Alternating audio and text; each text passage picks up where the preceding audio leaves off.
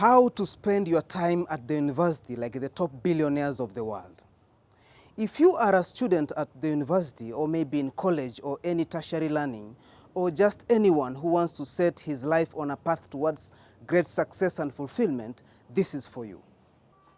Somewhere I heard that one, you've got to make yourself great so that you can be great for others.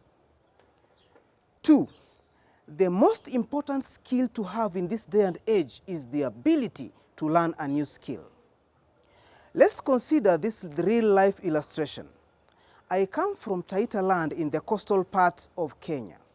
One thing that I managed to observe with intent as pertaining to agricultural practices in the period of about 5 years, in the years of 2019 and 2023, is that there are so many failed rainy seasons where there was little rain and at times not even a drop showed up.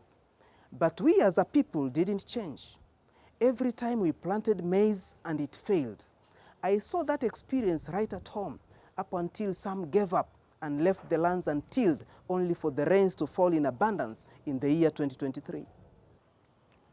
Only those who managed to plant maize at that time enjoyed bumper harvests. We live in a time when it is difficult to predict outcomes. In the years of 1990s through to the early 2000s, it was almost automatic what outcomes we could get on each rainy season. But things have changed. Should we continue living our lives where every time it rains, our focus is to plant maize? Is it not wise in this day and age to think outside the box and learn something new or something else that we can harvest irrespective of the unpredictable rainy seasons? Now, let's put these questions in the context of our lives.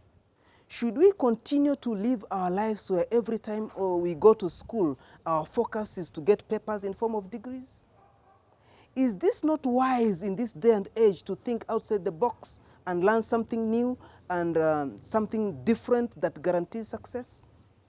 Okay, let's drill down into the finer details of my topic. Let's consider this statistic. About around 10% of the top 100 billionaires of the world are college dropouts, and the most famous ones we know include Bill Gates and Mark Zuckerberg. But whether we dropped out of university or not is not really an issue. But my focal point is the wisdom that makes you leave university a winner. Dr. Miles Monroe once said, "You don't go to school to find a gift. You will never find your gift in education." And what is a gift? He described. The gift is the source of value for the created thing. He went on to say that if you never find your gift, you will never be of value to us. And that is why my biggest discovery is me discovering myself. And your biggest discovery is when you have self-discovery. Okay, I managed to have the privilege of joining university myself, and University of Nairobi for that matter. And so I know a thing or two about university life. It is an irrefutable fact that no one is born a failure. So in essence, we can comfortably say that failure in life is man-made.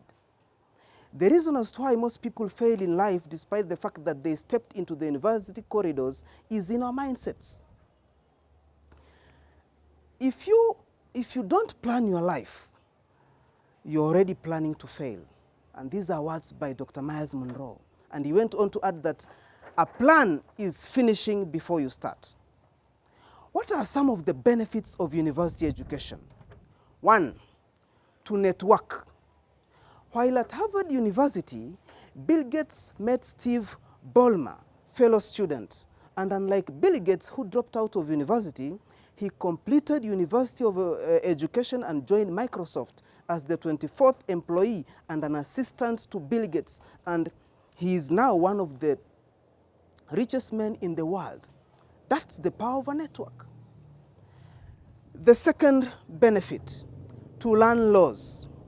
You deepen your understanding of the world in terms of natural laws, the history of the people, all aimed at building your idea base and innovation for future careers and solutions to problems in life.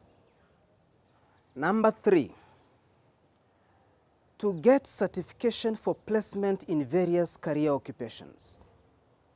Number 4, a perfect platform to nurture your talent and also showcase them to the world, since it is the closest an educational environment can be to the real world.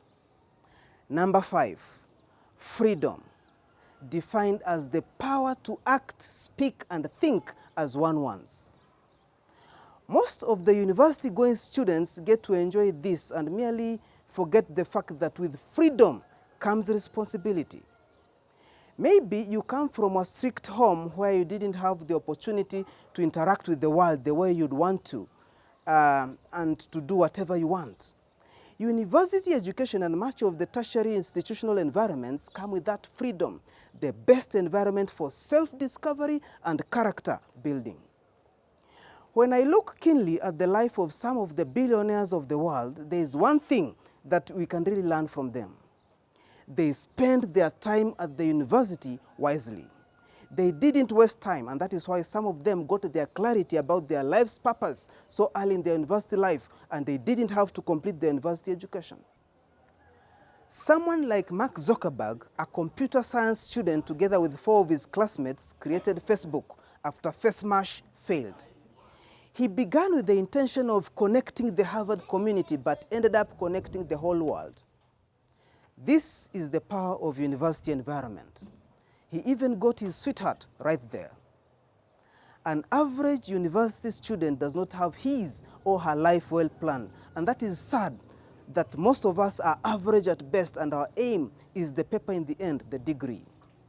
So instead of spending our time wisely while at the university, we end up getting deeply embedded into peer pressure, doing all manner of stuff, most of it negatively impacting our lives, involving ourselves in drinking sprees instead of using the extra time to build our life, only to end up doing the bare minimum, only to become degree holders.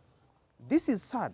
Reasons why most of us will end merely as job seekers and not innovators. Something we need to remember is the fact that for every decision we make in life comes with repercussions, and some of them are dire if you are not careful. If this question that I'm going to pose will pop up at some point in your life, then always remember that you've got a lot to do right now. We don't come from the same family backgrounds, remember? Some of us might have it easy, but it is still a very small fraction. This is the question. Why is it that you joined university, University of Nairobi, Kenyatta University, JKUAT, spent 4 years, then graduated, and still went back to your parents who are at home struggling with the life, and then rely on them and their network to provide you with a job? We are left to ask, did you not network? And if at all you did, who is your network? Did you do a Steve Ballmer, Bill Gates kind of network?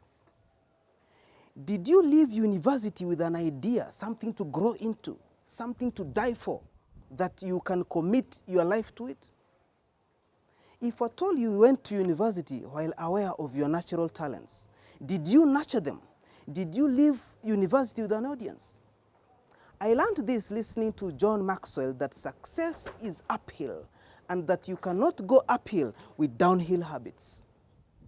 I've also come to learn that success stories follow a particular set pattern that is based on principles of success, and that anyone who indeed wants to succeed must follow the principles to the latter.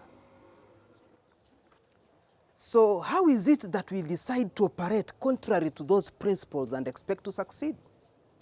No hard work, no focus, no determination, no dedication to purpose, no diligent planning. I mean, no. If you just end up with a degree and not so much to show up for it, always remember that you've joined the majority class. We've got enough of that. You will only be adding to the already overcrowded space. And this is what breeds corruption of all manner of kinds. Life is short. Spend it wisely. Pursue purpose. Have a plan and dedicate yourself to it every single day.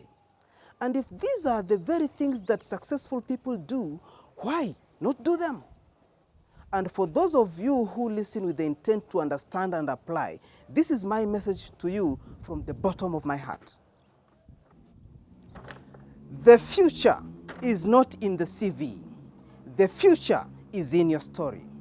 And that is why I came up with the concept of a personal professional brand, a space I can that I can use to showcase who I am to the world in terms of my ability, talent, expertise, experience, uniqueness, personality, vision, you name it.